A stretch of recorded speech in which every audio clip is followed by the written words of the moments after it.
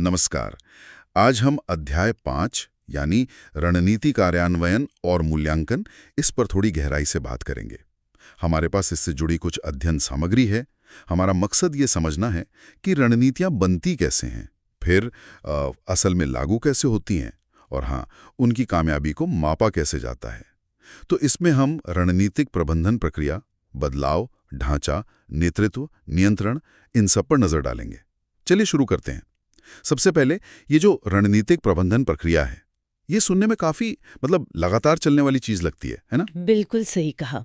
ये कोई एक बार का काम नहीं है। ये तो एक साइकिल है, एक चक्र जो चलता रहता है। जैसे फ्रेडा डेविड का मॉडल है, वो बताता है पहले आप माहौल और अपने संगठन को समझते हैं, स्वॉट विश्लेषण जिसे कहते हैं। हाँ, स्वॉट। फिर विजन, मिशन, लक्ष्य तय करना, उसके बाद रणनीति बनाना, चुनना, फिर उसे लागू करना और आखिर में उसका मूल्यांकन और नियंत्रण। अच्छा। और कहीं भी कुछ बदलता है तो वो पूरे चक्र पर असर डालता है, इसीलिए निरंतर है। समझ गया। तो रणनीति बना लेना एक बात है, पर उसे लागू करना असल मुश्किल तो वहीं आती होगी। हाँ, बिल्कुल। कार्यान्वयन या इम्प्लीमेंटेशन जिसे कहते हैं, वो ही सबसे ज्यादा डिमांडिंग और टाइम कंज्यूमिंग हिस्सा है। ये पूरी तरह एक्शन पर आधारित है, मतलब सिर्फ सोचने से नहीं होता, करना पड़ता है। इसके लिए आपको कार्यक्रम बनाने पड़ते हैं, परियोजनाएं डिजाइन करनी होती हैं, संसाधन लगाने होते हैं, पैसा, लोग वगैरह। और सबसे जरूरी, एक सही ऑर्गेनाइजेशनल ढांचा, काम करने के तरीके मतलब सिस्टम्स और नीतियां बनानी पड़ती हैं। और आजकल तो माहौल इतनी तेजी से बदल रहा है, तो रणनीतिक बदलाव, स्ट्रैटेजिक चेंज, वो तो लगभग तय ही है। उसे कैसे संभालते हैं, ये आसान तो नहीं लगता। बिल्कुल नहीं, आसान तो बिल्कुल नहीं है। पर देखिए, कर्ट लेविन का एक मॉडल है जो यहाँ काफी काम आता है। Kurt Lewin? हाँ, उनके मॉडल में 3 कदम है। पहला है अनफ्रीजिंग। अनफ्रीजिंग मतलब पुरानी आदतें, पुरानी सोच जो जकड़न है, उसे ढीला करना, उसे तोड़ना। अच्छा। फिर आता है चेंजिंग, यानी नई सोच, नए तरीके को अपनाना। अब ये अपनाने के भी आप कह सकती हैं 3 स्तर हो सकते हैं। या तो सिर्फ नियम मान लेना, अनुपालन, या फिर ग्रुप में फिट होने के लिए अपनाना, पहचान, या फिर उसे दिल से सही मान कर अपनाना, वो हुआ आंतरिकीकरण। दिलचस्प है। और तीसरा कदम है रीफ्रीजिंग, मतलब जो नया तरीका अपनाया है उसे पक्का करना, उसे रोजमर्रा का हिस्सा बनाना। लेकिन ये सब कामयाब तभी होता है जब सबका एक साझा नजरिया हो, शेयर्ड विजन जिसे कहते हैं, लगातार बातचीत होती रहे और बदलाव से जो दिक्कतें आती हैं उन्हें कम से कम किया जाए। ये जो संगठन का ढांचा है, ऑर्गेनाइजेशन फ्रेमवर्क, वो इसमें कैसे मदद करता है? मैकेंजी 7S मॉडल का भी जिक्र था। हाँ, 7S मॉडल बहुत महत्वपूर्ण है। वो यही दिखाता है कि संगठन की कामयाबी सिर्फ हार्ड चीजों पर नहीं टिकी होती। हार्ड चीजें जैसे रणनीति, संरचना यानी स्ट्रक्चर और सिस्टम, ये तो हुए हार्ड तत्व। लेकिन कामयाबी सॉफ्ट तत्वों पर भी उतनी ही निर्भर करती है। सॉफ्ट तत्व मतलब लोग। हाँ, लोग यानी स्टाफ, उनकी स्किल्स यानी कौशल, शेयर्ड वैल्यूज यानी साझा मूल्य, और काम करने का तरीका यानी स्टाइल, ये 7 S आपस में जुड़े होने चाहिए। इनमें तालमेल होना चाहिए। तो स्ट्रक्चर को रणनीति के हिसाब से होना चाहिए? बिल्कुल। स्ट्रक्चर रणनीति को सपोर्ट करना चाहिए।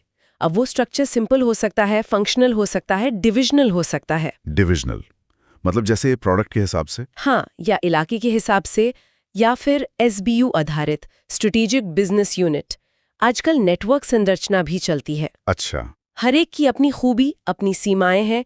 चुनाव रणनीति पर निर्भर करेगा, पर चुनौती यही है कि 7 S में तालमेल कैसे बिठाएं। और इन सबको चलाने के लिए, जोड़ने के लिए रणनीतिक नेतृत्व, स्ट्रैटेजिक लीडरशिप, उसकी क्या भूमिका है? ये सिर्फ फैसले लेने से तो ज्यादा ही होगा। निश्चित रूप से लीडरशिप बहुत जरूरी है।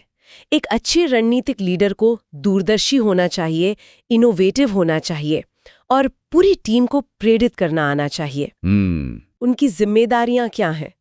रणनीतिक फैसले लेना, नीतियां बनाना, कम्युनिकेशन ठीक रखना, लोगों का प्रबंधन करना, बदलाव लाना और एक अच्छी कॉर्पोरेट संस्कृति बनाना। इसमें भी स्टाइल्स होते होंगे? हाँ, मोटे तौर पर 2 शैलियां दिखती हैं। एक है ट्रांजैक्शनल, ट्रांजैक्शनल। हाँ, जो ज्यादातर सिस्टम, प्रक्रिया और कंट्रोल पर, और काम के बदले इनाम या सजा इस पर चलती है। ठीक है। और दूसरी है ट्रांसफॉर्मेशनल। ये लीडर लोगों में जोश भरते हैं, प्रेरणा देते हैं और बड़े बदलाव लाने पर जोर देते हैं। समझ गया। तो हमने योजना बनाई, उसे लागू किया, बदलाव को संभाला, ढांचा भी देख लिया, नेतृत्व भी है, पर सब सही चल रहा है या नहीं ये कैसे पता चलेगा? यहीं पर शायद रणनीतिक नियंत्रण और प्रदर्शन मापन का काम आता है। बिल्कुल। नियंत्रण यानी स्ट्रेटेजिक कंट्रोल बहुत जरूरी है, ये पक्का करने के लिए कि रणनीति सही रास्ते पर है, और अगर नहीं तो समय रहते सुधार किया जा सके। इसके भी तरीके होंगे? हाँ, इसके कुछ मुख्य प्रकार हैं, जैसे आधार नियंत्रण, प्रेमिस कंट्रोल। आधार नियंत्रण? हाँ, मतलब जिन मान्यताओं पर रणनीति बनी थी वो आज भी सही है या नहीं, ये जांचना। अच्छा। फिर है रणनीतिक निगरानी, स्ट्रेटेजिक सर्वेलेंस, मतलब बाहर क्या चल रहा है, बाजार में, कंपटीशन में, उस पर नजर रखना। एक होता है विशेष चेतावनी नियंत्रण, स्पेशल अलर्ट कंट्रोल। ये अचानक आई किसी बड़ी घटना या संकट के लिए होता है, जैसे कोई आपदा? हाँ, या कोई बड़ा सरकारी नियम बदल गया। और चौथा है कार्यान्वयन नियंत्रण, इम्प्लीमेंटेशन कंट्रोल। ये क्या है? ये देखता है कि योजना के मुताबिक काम हो रहा है या नहीं, जैसे प्रोजेक्ट टाइम पे चल रहे हैं, माइलस्टोन पूरे हो रहे हैं। ठीक है। और इन सबको नापते कैसे हैं? उसके लिए होते हैं रणनीतिक प्रदर्शन माप, स्ट्रेटेजिक परफॉर्मेंस मेजर्स, SPM। उदाहरण के तौर पर? जैसे ग्राहक कितने खुश हैं, कस्टमर सेटिस्फैक्शन, निवेश पर कितना रिटर्न मिल रहा है, ROI, बाजार में हमारी हिस्सेदारी कितनी है, मार्केट शेयर, ये सब SPM है। तो कुल मिलाकर ये जो रणनीति का कार्यान्वयन है, ये काफी जटिल और बहुस्तरीय प्रक्रिया है।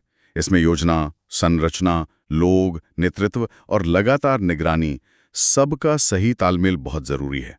ये सिर्फ कागज पर प्लान बनाने से कहीं ज्यादा है। बिल्कुल सही। और यहाँ एक सोचने वाली बात छोड़ जाती हूँ मैं। हाँ, बताइए।